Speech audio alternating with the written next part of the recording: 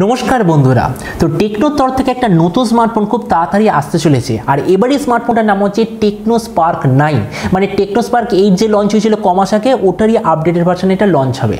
তো এই ভিডিওতে আমরা দেখব এই যে টেকনো স্পার্ক 9 যেটা এই মাসের 18 তারিখে লঞ্চ হবে ওই প্রাইস পয়েন্টে এতে আপনি কি স্পেসিফিকেশন পাবেন আর যে প্রাইসে লঞ্চ হবে সেই প্রাইসে আপনার কি এটা নেওয়া উচিত নাকি কোনো অন্য স্মার্টফোন নেওয়া উচিত এই সব কিছু সম্বন্ধে এই ভিডিওতে আমরা আলোচনা করব। তো চলুন শুরু করা যাক ভিডিওটা কোনো সময় নষ্ট না করে। আপনি যদি গ্যাজেট বাংলা চ্যানেলে প্রথমবার আসেন আর এরকম বাংলা টেক ভিডিও ডেইলি দেখতে চান তাহলে গ্যাজেট বাংলা চ্যানেলে সাবস্ক্রাইব অবশ্যই করে নেবেন। প্রথমত আলোচনা করব এটা ডিজাইন সম্বন্ধে। তো যেমন আপনি দেখতে পাচ্ছেন রিসেন্ট টাইমে টেকনো ব্র্যান্ডের তরফ থেকে আপনি যেরকম বাকি স্মার্টফোনগুলো দেখেছিলেন পেছন দিকে ডিজাইনে এক্স্যাক্টলি সেরকম ডিজাইন আপনি টেকনো স্পার্ক 9এও দেখতে পাবেন, মানে ডিজাইনের দিক থেকে কোনো ধরনের চেঞ্জেস আপনি পাবেন না। তো এই স্মার্টফোনটার থিকনেস হলো 8.7 মিলিমিটার আর এর ওয়েট হলো 193 গ্রাম। ডিসপ্লের দিক থেকে আপনি এতে পাবেন 6.6 inch full HD plus 90 hertz IPS LCD display, তার সঙ্গে থাকবে 180 হার্জের টাচ সামলিং রেট। এর maximum screen to body ratio হলো 20:9।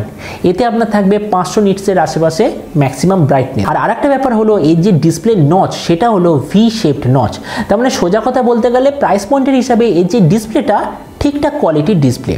প্রসেসরের দিক থেকে এতে আপনি পাবেন হিলিও G37 প্রসেসর, যেটা একটা নতুন প্রসেসর কিন্তু যে অরিজিনাল হিলিও G35 তার চেয়ে বেশি পাওয়ারফুল নয়, মানে প্রায় সেমি প্রসেসর। ক্যামেরার দিক থেকে আপনার এতে থাকবে 16 আর 2 মেগাপিক্সেলের রিয়ার ক্যামেরা, তার সঙ্গে 8 মেগাপিক্সেলের ফ্রন্ট ক্যামেরা। কেননা এটা টেকনো তরফ থেকে আসা স্মার্টফোন তো ওই জন্য এর রিয়ার ক্যামেরা থাকবে কোয়াড এলইডি ফ্ল্যাশ, ফ্রন্টে থাকবে ডুয়েল এলইডি ফ্ল্যাশ। এই যে স্মার্টফোনটা এটার মেইন সেলিং পয়েন্ট হতে চলেছে এর ভেরিয়েন্ট, কেননা এই স্মার্টফোনটা একটাই ভেরিয়েন্টে লঞ্চ হবে আর সেটা হলো 6GB র্যাম 128GB মেমোরি।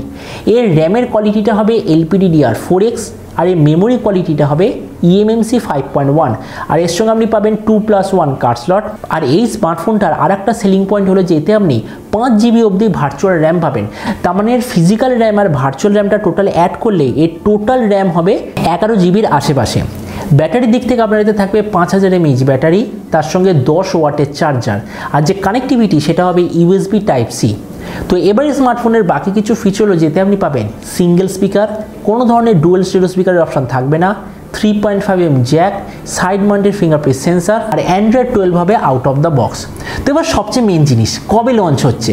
তো এই স্মার্টফোনটা এই মাসের 18 তারিখে সর্বপ্রথম ইন্ডিয়া লঞ্চ হবে, তারপর বাংলাদেশ পাকিস্তান মানে ইন্ডিয়ার আশেপাশের জায়গায় লঞ্চ হয়ে যাবে। আর আমরা যদি এটা প্রাইস সম্বন্ধে বলি তো ইন্ডিয়ান টাকা অনুযায়ী বলা হচ্ছে যে এই স্মার্টফোনটা লঞ্চ হবে 9000 টাকায়। আর আপনি যদি বাংলাদেশ থেকে দেখে থাকেন তাহলে ধরে নিন বাংলাদেশ এটা লঞ্চ হবে ওই 15000 বাংলাদেশি টাকার আশেপাশে। তো এবার সব ভিডিওর মতো এই ভিডিও লাস্টে আপনাকে জানাবো এই যে স্মার্টফোন যে লঞ্চ হতে চলেছে আপনার কি নেওয়া উচিত নাকি কোনো অন্য স্মার্টফোন নেওয়া উচিত। তো দেখুন এটার উত্তর আমি ইন্ডিয়ান টাকা অনুযায়ী দিচ্ছি।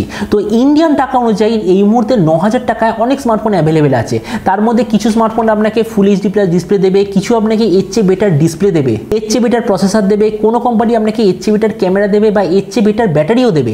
কিন্তু এই স্মার্টফোনটার মেইন সেলিং পয়েন্ট হচ্ছে 6GB 128GB মেমোরি। আরেকটা জিনিস দেখুন, আপনি যদি একটা স্মার্টফোন অন্তত 2 থেকে 3 বছর অবধি ব্যবহার করতে চান তাহলে ক্যামেরা ব্যাটারি ডিসপ্লে কোনো কিছু অত এফেক্টিভ হবে না। সবচেয়ে বেশি এফেক্টিভ হবে যত বেশি র্যাম আর যত বেশি স্টোরেজ সিস্টেম, কেননা যত সময় যেতে থাকে স্মার্টফোন ধীরে ধীরে স্লো হতে থাকে। আর যদি স্মার্টফোনটা কম র্যাম থাকে তার মানে স্মার্টফোন আরও তাড়াতাড়ি স্লো হবে।